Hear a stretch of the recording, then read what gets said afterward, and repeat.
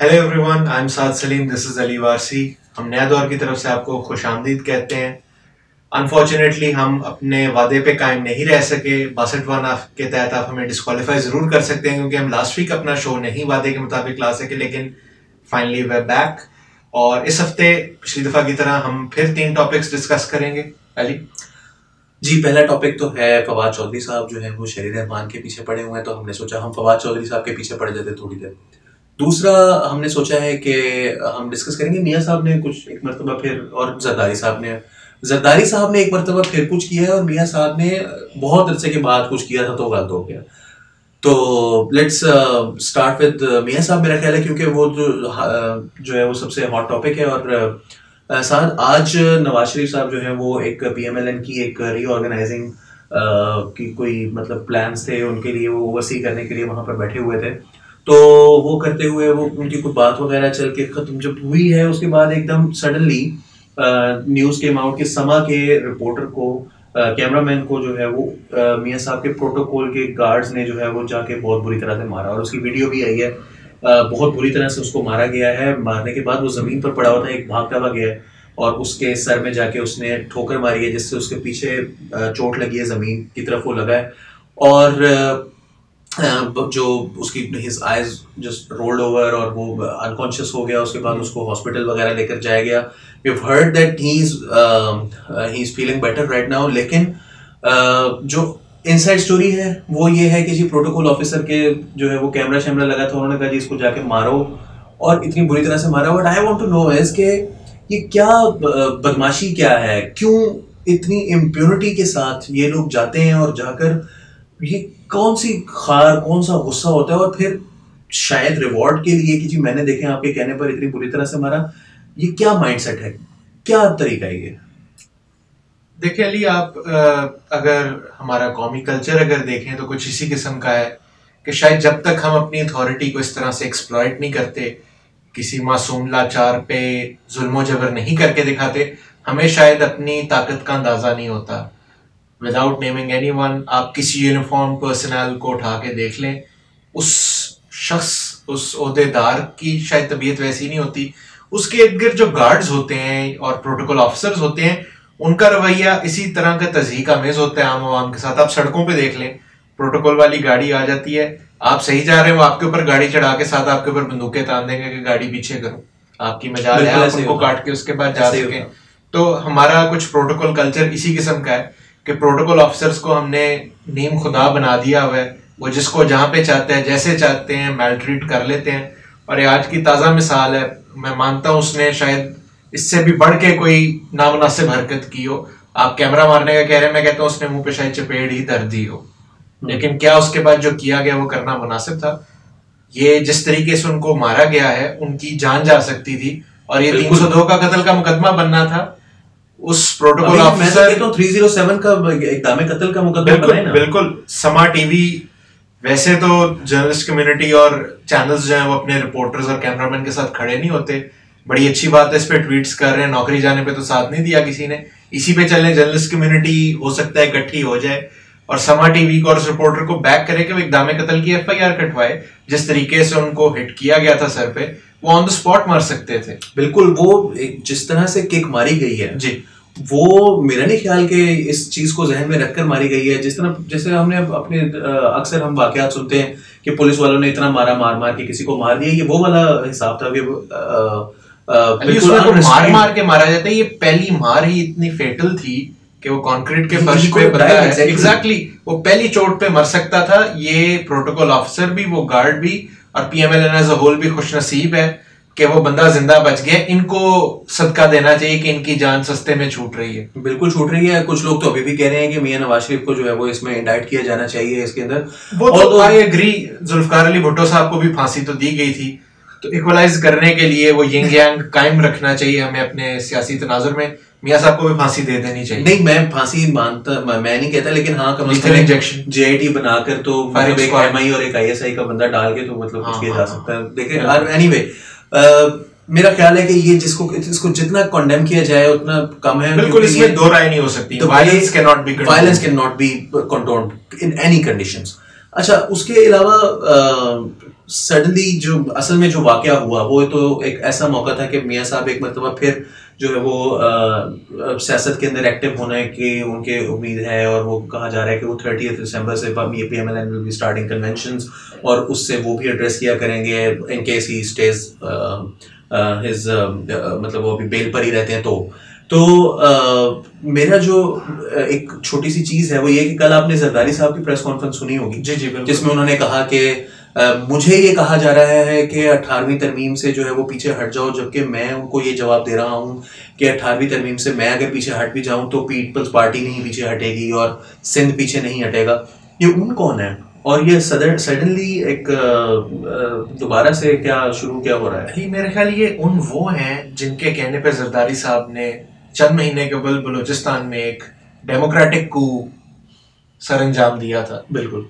तो पहले तो मुबारकबाद देनी चाहिए कि अफसोस करना चाहिए, मुझे समझ नहीं आ रही जरदारी साहब के साथ किस किस्म के जज्बात का इजहार करना चाहिए। उठ गए हैं, होश आ गई तो। लेकिन अली होश जब आई है, अब देर आए दुरुस्त आए कहने की भी गुंजाइश बाकी नहीं है, पानी सर के ऊपर से गुजर चुके हैं। बल्कि मैं तो इस पे कहूंगा वो द डिपेंडेंट ने आज एक बहुत मजेदार हेडलाइन लगाई है and I loved it. 3 year tenure से मेरी मुराद ये थी, जो मैं तर्जुमा कर रहा हूँ कि 3 ईयर टेन्योर से मेरी मुराद ये थी कि मुझे इतना टाइम लगता है होश में आने में, एक एंटी एस्टेब्लिशमेंट स्टांस लेने में। तो आई गेस वो 3 ईयर टर्म से वो किसी मतलब सरकारी अफसर की बात नहीं कर रहे थे, वो अब होश में आने का टाइम बता रहे थे, अपना इतना टाइम उनको लग जाता है। बट द थिंग इज कि फिर वही बात आ जाती है, ठीक है ये बात आपकी सही है कि अब होश में आने का क्या फायदा, मगर जरदारी साहब फायदा सोचे बगैर कुछ नहीं करते। तो अब होश में क्यों आ रहे हैं वो, क्या फायदा नजर आ रहा है उनको, और मियाँ साहब भी होश में आ रहे हैं, मतलब ये एक टाइमिंग की मैं बात करूंगा। देखिए अली, हमसायों के हुकूक का आपको पता है कितना तज़किरा है हमारे मजहब में भी, हमारे कल्चर में भी, और मुझे लगता है कि जरदारी साहब ने ये भांप लिया है कि अनकरीब वो और मियाँ साहब पटियाला जेल में हमसाए होंगे। तो वो ताल्लुकात अपने उस वक्त को बेहतर बनाने के लिए कंफर्टेबल बनाने के लिए दोस्ती दोबारा बेहतर करें ताकि अडियाला में टाइम अच्छा गुजरे। मे भी ये एक अच्छी सोच है, अच्छी सोच तो मैं नहीं कहूँगा, मैं कहूँगा कि ये एक अच्छा तज्जिया है, एक नया तज्जिया है। लेकिन मेरा जहाँ तक ख्याल है वो ये है कि शायद 6 महीने कंप्लीट हो, 4-5 महीने, जुलाई में इलेक्शंस हुए थे, 5 महीने 4 महीने हो गए हैं ऑलरेडी, तो ये इस दिसंबर के एंड तक हो चुके होंगे। तो इट मीन्स के शायद कहीं से पॉलिटिकल पार्टीज को भी फील हो रहा हो कि शायद अब स्पेस क्रिएट हो गई एंड दे स्टार्ट हो, क्योंकि मेरा जहाँ तक ख्याल है जेल के वजह से मसला नहीं है, मुझे लगता है कि ये कुछ there could be something else to it as well. अच्छा, और finally we as we discussed कि हम फवाद चौधरी साहब को भी थोड़ा सा डिस्कस करेंगे। फवाद चौधरी साहब ने ट्वीट की कि सबसे पहले तो उन्हें खराज तहसीन देना बनता है। इस बात पर देखें, पहली दफा हो सकता है एक फॉक्स पॉज हो, गलती से बंदा ट्वीट कर जाता है, गुस्से में कुछ बोल जाता है, लेकिन आप पूरे ठंडे दिमाग से एक प्लान्ड तरीके से रिपीट ऑफेंस करते हैं पूरी डिटाई के साथ, तो खराज तहसीन बनता है। रीजन मतलब मुझे तो ये समझ में नहीं आती कि शहरी रहमान के साथ उनका जो ताल्लुक है, मुझे नहीं पता कि जब वो पीपल्स पार्टी में थे तो कैसा ताल्लुक था, but what we know is के शहरी रहमान के साथ वो पीपल्स पार्टी में रहे हैं, उससे पहले वो काफ लीग में थे, उसके बाद वो थोड़े ऐसे के लिए मीडिया पर्सन भी रहे हैं, उसके बाद अभी वो पीटीआई के साथ है, अल्बन एमकेएम में भी रहे हैं। I don't know, I am not sure, मेरा नहीं ख्याल कि हो सकता है, बट कोई पता नहीं, मतलब वो तो कांग्रेस में भी हो सकते हैं। मगर पॉइंट ये है कि ये फवाद चौधरी साहब शहरी रहमान के बारे में बोल रहे हैं, ये एक ऐसी चीज है कि यकीन ही नहीं आता। लेकिन फिर वही बात है कि शहरी रहमान एक ऐसी खातून है जिनके बारे में हमें और कुछ कहने की, सिर्फ अगर हम ये भी देखें ना कि वो आज पिछले 30 साल से 32 साल से वो लाइमलाइट में हैं खातून होते हुए, एंड उन्होंने अपना एक स्ट्रक्चर बरकरार रखा है और उसको इम्प्रूव करती रही है ओवर द ईयर्स, और जिस तरह से उन्होंने प्रिंसिपल स्टांस लिए ऑन वेरियस ओकेजन्स। मेरा ख्याल है गवर्नर राज जब पीपल्स पार्टी ने लगाया था, काफी रिसेंट एग्जांपल है, हमारी जनरेशन को बाकी बातें नहीं भी आते, याद होगा कि शहरी रहमान साहिबा जो थी वो इंफॉर्मेशन मिनिस्टर थी पाकिस्तान पीपल्स पार्टी की, और जब पंजाब में गवर्नर राज नाफिज किया गया और उसके बाद मीडिया की जो आज़ादी थी उसको सल्ब करने की कोशिश की गई, तो शहरी रहमान साहिबा रिजाइंड ऑन प्रिंसिपल। उन्होंने सलमान तासीर साहब के स्टांस के खिलाफ एक स्टांस लिया, उनकी पार्टी ने उनको सपोर्ट नहीं किया, तासीर साहब को सपोर्ट किया, तो सो शी रिजाइंड।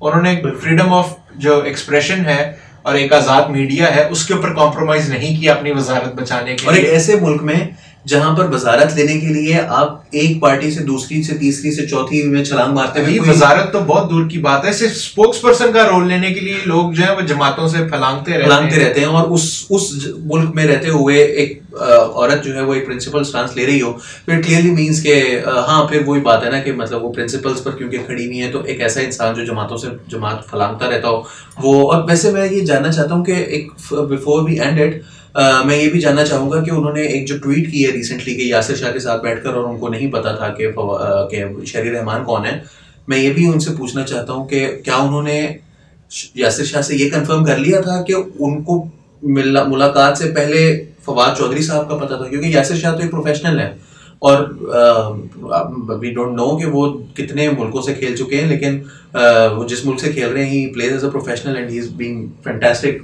तो यहाँ पर तो सिचुएशन ये है कि पता नहीं कितने दिन मिनिस्ट्री बाकी है परफॉर्मेंस की वजह से।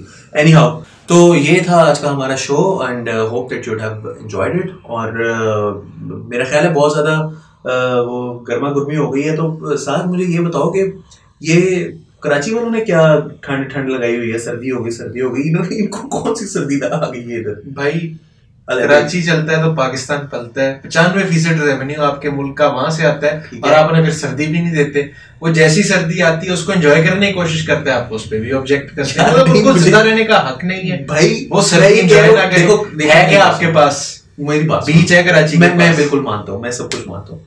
मैं सिर्फ एक बात कह रहा हूँ कि एक भाई ने ये लिखा हुआ था कि इतनी चिलिंग सर्दी है यहाँ पर, इतनी तेज हवाएं हैं, Siberian, that was written in the tweet. मैं कोई मतलब झूठ नहीं बोल रहा, अपने पास से पल्ले से नहीं डाल रहा।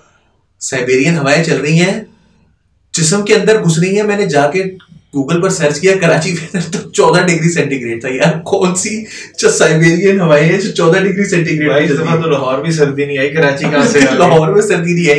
हम ऐसे कह रहे कि यार दोपहर को हमारे गर्मी लग रही होती है, शाम को थोड़ी ठंड हो जाती है, इनको कौन सी सर्दी लग रही है? बहरहाल यार मैं बहरहाल एक मशवरा दे सकता हूँ कि आप पंखा बंद कर दें। ये एक मसले का हल मेरी नजदीक में एक हम्बल सा मशवरा है। हो सकता है इसी चल रहा हो, आपको याद ना रहा हो बंद करना, वो इस तरह का कोई मसला कर लें। या फिर एक और साथ की तरफ से एक, मतलब आपको तो पता ही है, जो लोग साथ को जानते हैं उनको पता है कि इनके पास जो है वो सर्दी का एक मुनासिब इंतजाम एक और भी है। लिहाफ भी नहीं उतारना पड़ेगा आपको, पंखा भी नहीं बंद करना पड़ेगा। सो इफ यू लिहाफ शायद उतारना पड़ जाए। पेशे खिदमत है बाजवा साहब, आपकी सर्दी का आसान इलाज। और हम जा रहे हैं बाजवा साहब के पास। खुदा चेहरा मासूम जिया नी तेरे दिल च शैतानी, चेहरा मासूम जिया नी तेरे दिल च शैतानी। मेरा दिल लुटी जावे नी तेरे गाल वाली ही गानी, मेरा दिल